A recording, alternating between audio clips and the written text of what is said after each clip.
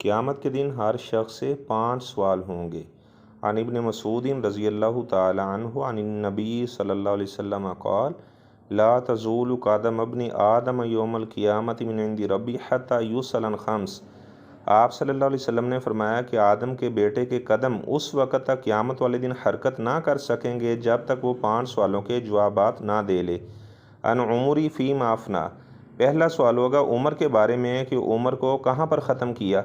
One شبابی فیما ابلا، اور دوسرا سوال ہوگا جوانی کے بارے میں کہ جوانی کہاں پہ گزاری۔